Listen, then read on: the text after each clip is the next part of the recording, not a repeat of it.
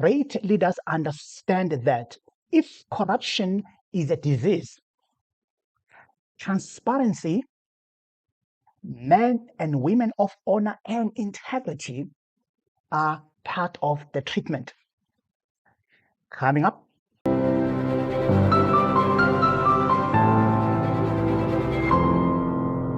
EFF has come to defense of KwaZulu-Natal Police Commissioner Nhlanhla Mkhwanazi, labeling a recent allegation against him as baseless and politically motivated after the IPID investigation cleared him of any wrongdoing. This was revealed on an interview held in the Newsroom Africa by Xoli Mgambi and EFF representative Mazwi Blose, a sober-minded young man. Look at how biased media is against General Nhlanhla Mkhwanazi. Check this out. The EFF has slammed what it says are unwarranted attacks against KwaZulu-Natal Police Commissioner General Nhlanhla Mkhwanazi. The police watchdog, the IPID, is investigating him for allegedly trying to interfere with the arrest of a top prison official who is said to be peddling drugs. Now, the EFF Member of Parliament and Portfolio Committee member of the Police in Parliament, Mazwi Blose, joins us tonight to discuss their strongly worded statement. Mr. Blose, good evening to you, and thank you very much for your time. You say at the start of your statement that these are malicious and coordinated attacks against General Nhlanhla Mkhwanazi. Let's back up what you are saying there. What do you base this on? No, thanks, Tolu. Thanks for having us. Greetings to you and the listeners of Newsroom. Look, the General Nhlanhla Mkhwanazi actually was interviewed in late January this year by Newsroom or by a media house, and that is where he publicly, for the first time, went in public and spoke about this smear campaign against him and these attacks that are coming within the police force, that people are wanting to get rid of him. So as the Portfolio Committee on Transport in Parliament, we did summon him and he did appear before the committee to explain these utterances on the 5th of March. It was 5th of March or 6th of March, if I'm not mistaken, where then he explained himself and the coordinated attacks as a smear campaign against him, and where all these allegations started, including this investigation that is against him now. He did explain where this thing starts from, and it's a case that backdates late last year, January, and it's only surfacing now because of the fights that he's been doing in KZN against the police, against the crimes, and those who benefit from the crimes that are happening in KwaZulu-Natal. So, and in the Portfolio Committee, when he appeared, he did mention the people who are involved, close associates of the minister, in the presence of the minister, and the minister never once, disregarded his claims as false or malicious. He was there in the Portfolio Committee, he kept quiet. So we take what the general is telling us as facts, because he's never sugarcoated it, he's never went behind anyone's back, but he has outspoken about this smear campaign against his name, and today we see it coming to light as he has told us. I'd like for us to separate two things here, Mr. Blose.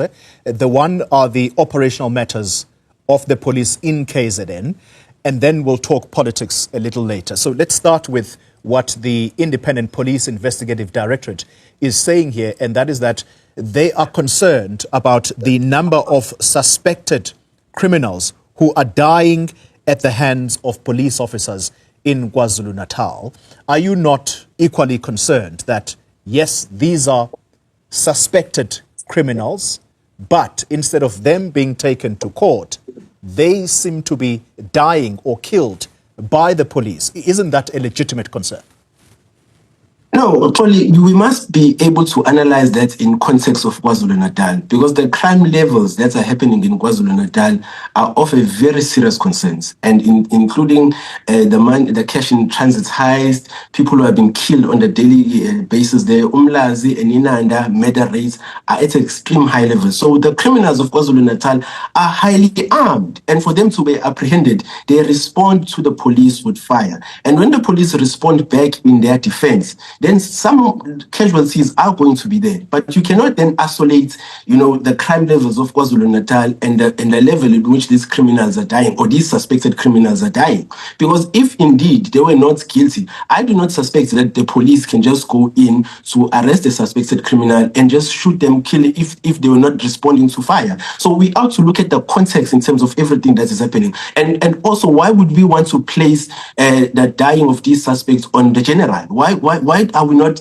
probing an investigation to find out what is the cause of these suspected criminals being killed? Why must we just go for the head of General Nhlanhla Mkhwanazi and not want to get to the source of the problem? So KwaZulu-Natal is a crime-ridden province, and we ought to analyze it in that context. All right. And I'm glad that you raised the matter about why it is that it's the general that gets blamed for the actions of police officers. Well, the buck stops with him. He is the head of the police in the province. But let's take a case that is actually topical right now. Suspects. These are people that the police say are possible or alleged extortionists in KwaMashu. They were killed last week at the hands of the police because it is alleged by the police that they started firing at police officers. And then video footage emerges that clearly displays these people who were on the floor and were being told by the police, at least from what you see in the video, to lie down. And then the people are saying, especially family members are saying, but these people don't look like they meant any harm against the police. And yet here we are today talking about them having been killed because of a shootout between them and the police. Isn't that a legitimate concern, particularly from those who lost family members? Wow. Does that even make sense? The question that Oli is asking right now, does that even make sense, really? No, look, Koli, for you as a media outlet, I would understand why you would rely on media or on video footage that is circulating through social media. For us as politicians or as parliamentarians, we ought to be more responsible than that, because we cannot rely on just the media or in just a video clip that we do not know the source of it. And in terms of the way the industrial revolution that we are living in now with AI and everything else, we don't know the source of that video. We don't know the authenticity of that video. So, and I'm not wanting to dismiss that, but what I'm saying is that if those concerns are being raised, then what you do, you ought to go and establish the facts in terms of what has happened. You even summon the police commissioner, because it's one of the things that we have even said in the portfolio committee, that the police commissioner must be able to come back and explain himself on all these allegations that are coming back, so that we establish the facts around these matters. Now, we can't just take a video footage circulating on X and then we take that as factual and want to blame the police commissioner on that. No, it cannot happen like that. But all I'm saying, Paul, is that the context of the province of KwaZulu-Natal and the high levels of crime and the high levels of murder, the cash in transit highs that are happening in that province are out to be investigated, and we ought to see the impacts that the general has been having on this in terms of apprehending these criminals, in terms of reducing these crimes. And now you can see that there was even a video footage that emerged now, and we are not talking about it, where police officers were complicit in hijacking, a money vehicle. And you are not talking about that. And that is exactly what we are talking about, that there are police officials who are highly involved in these criminals cases. There are guns that are illegal firearms that are finding themselves in criminals. We're not asking the question, how are these guns finding themselves back into the criminals when they've been apprehended by the police? So it's all of that in context that we need to look at it in that way, and then establish why then do they want the police commissioner out of the province of KwaZulu-Natal when he's been doing a very good job. And the entire country has been saying that if you want to see how to deal with crime, look at KZN, look at the General Nhlanhla Mkhwanazi, how he's dealing with crime in KwaZulu-Natal. We know that we've been experiencing a lot of cash in transit heist. We know the one that happened on Monday in around KwaMashu area. And I must just perhaps upfront thank the police officers that have been working very hard in trying to trace the suspects that were involved in these bombings. And especially the team from crime intelligence, because all these successes that we've been getting, the foundation has been the work the crime intelligence has been doing. And I must say that they've worked very hard in tracing this suspect. They will have planned to get them prior to them bombing these vehicles, but unfortunately they couldn't until we intercepted them now. But we know that the five that is lying in the car behind me, are notorious with this cash in transit heist because they are involved in number of cash in transit heists in Gauteng as well. It's not the group from KZN. They are coming from Gauteng, and they came down to do the job, and we all know the job that they did just outside KwaMashu on Monday. And this house where the vehicle is parked next to, it's a house that they were renting where they were staying. But we've got a strong belief that even the owner of that house is connected to them one way or another. So, but that is going to be part of the investigation. Yeah, well, the team has been following in. There's information that we've been getting. They're all from Gauteng. The identity for them. The good thing is that at times they've got tattoos. So we're looking for a suspect that we know has got this type of a tattoo, where the facial identities are known by the team. So that's why they're able to identify that it is them that they're tracing. And eventually, when they got them, we can confirm that they are from Gauteng. Fortunately, even the vehicle they are using is not a positive stolen vehicle. It's a clean vehicle. So, which means it's a decoy that once they drive a car that is legit, nobody's going to suspect anything. Yeah, from the information we had, that they were going to do another heist today in another district, Lembe district, but they were disturbed by police visibilities as the police in that area were busy with the roadblocks, stop and searches, and that disturbed their plans. That's why they couldn't execute the task. But we were already waiting for them to be moving that direction. But we were able to trace them. The intelligence was able to trace them until we find them in this place. So he's been a beacon of hope in this country, and it's very surprising for us why they want to get rid of him. Yeah. Let's talk politics then. The former head of the Westville prison, Nhlanhla Mkhwanazi, there was an attempt to arrest her, and it is alleged that General Mkhwanazi intervened, and therefore this was seen as interference. That matter then goes to the IPID, and the IPID, at first, it would appear, it put out a statement saying that there was a complaint here of alleged interference on the part of Mkhwanazi. But then they later come back to say, actually, we made a mistake. It was not the police minister who lodged this complaint against Mkhwanazi. It was, in fact, quote unquote, an anonymous source. So you see this, though, as a clear attempt by the Minister of Police to essentially be part of this smear campaign against Mkhwanazi. Explain that to us. How is the police minister involved? No, obviously someone within IPID is a very responsible citizen who is very honest, who then took out a statement honestly, not understanding the consequences of what they're doing. And they would have mentioned the minister by name in terms of that tip-off that they would have given against the general of KZN. Now, it's such a huge error. You should ask yourself what kind of an error that IPID would make an error and mention a minister by name that is giving them a tip-off and actually take that out to a media, only to later on come back and say that error for us is really something that is out of the ordinary. So and there's never smoke without fire. But that is one. But two, this case that is supposedly that they are stating that General Nhlanhla Mkhwanazi involved himself in, he explained this to us in the portfolio committee. So say that he had concerns against the evidence that this former correctional services head was being arrested on.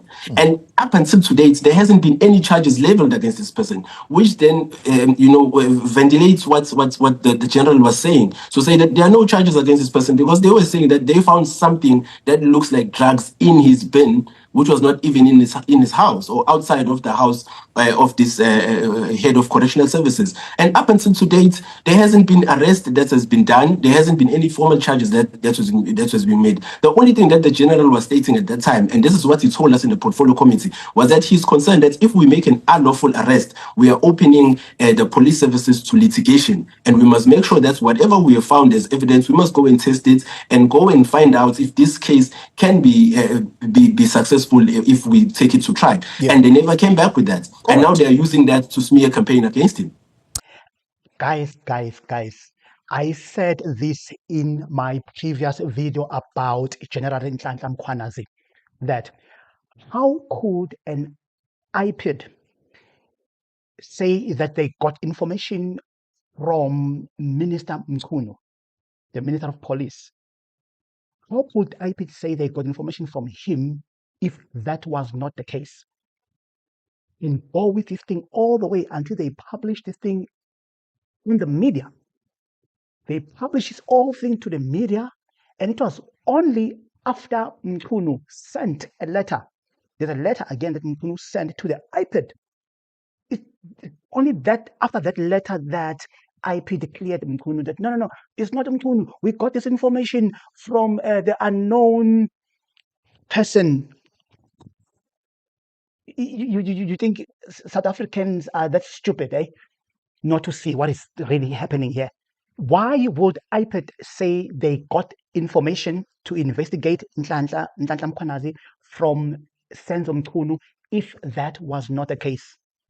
Is it not prudent, particularly from yourself as a member of the Portfolio Committee on Police in Parliament, to go straight to the Minister of Police and say, why haven't you issued a statement to say, my name has been used in a manner that I do not appreciate. I therefore am distancing myself here, instead of just keeping quiet and allowing, I suppose, the IPID to say this was an error, we made a mistake, we used the police minister's name in a matter that he wasn't involved in. Do you not think it's prudent to directly go to the minister and say, are you involved in some kind of smear campaign against Mkhwanazi? No, Polly, it's just unfortunate that after the statement by IPID was issued, we haven't had a sitting in the Portfolio Committee with the minister. But before that, in that sitting where General Nhlanhla Mkhwanazi was present, General Nhlanhla Mkhwanazi mentioned the minister by name in his presence. And he never disputed any of these claims. He even mentioned that there was a close associate called Brown Mokgotsi or something, who was a close associate of the minister, who travels with the minister, who would have SMS'd General Nhlanhla Mkhwanazi and told him about this smear campaign against him. There was a whole lot of allegations that the general made, or that he informed the Portfolio Committee about, that this smear campaign about him, where does it start, where it is, and what is happening. The minister never uttered a word against it. He was given an opportunity by the Portfolio Chair, and he never said anything. He never chosen to respond. So we can't make him talk. If he doesn't want to go out in public and dismiss all these claims as false and all of that, we can't make him talk. But we give him the opportunity. He's there with us in the Portfolio Committee. He knows where to find out. He can issue, a ministerial statement. He can do anything. He's got a communications department. If he chooses not to speak, nobody can make him speak. It's not our responsibility to go and tell him that he must speak against these allegations. So long as he's not disputing these allegations, we take them as true up until he comes up and says that he knows nothing about them. And again, I would like to say bravo to Julius Malema. Bravo to EFF for having to tackle this Mkhwanazi issue, because this is the issue that touches South African society directly. You see, so because the issue of crimes touches all of us. And of course, if people like General Mkhwanazi are being fed and the rug is pulled under their feet, the society must rise against this. And I love it when the political party rises against the unfair issues that affect the community directly. So, South Africa, let's not move our feet from the pedal, hands off General Nhlanhla Mkhwanazi, because that's the only thing we can rescue this country from the mafia ANC. Are you surprised that ANC is not saying anything about Mkhwanazi since this issue of Mkhwanazi started? Yeah, because the ANC themselves are against Mkhwanazi. Let's on the pedal and fight, guys, to defend General Nhlanhla Mkhwanazi. What do you think? Let me hear your comment below. And of course, if you're coming for the first time, don't forget to like, share, and subscribe. Sivavonile bebulala Ketika zimarikana Sivavonile bebulala Ketika zimarikana Magunjenje Gunjenje Magunjenje Gunjenje Magunjenje Alright, come on, sir. Hule, guitar, killer man. Waka, tamarumo, rumo. Asicha. Where were you when I'm fit? Where were you when I'm dead? sofa skichi emoye no no no bayamba noma bayabuya no no no bayamba noma bayabuya no no no amafighter sinda sithi no no no amafighter sinda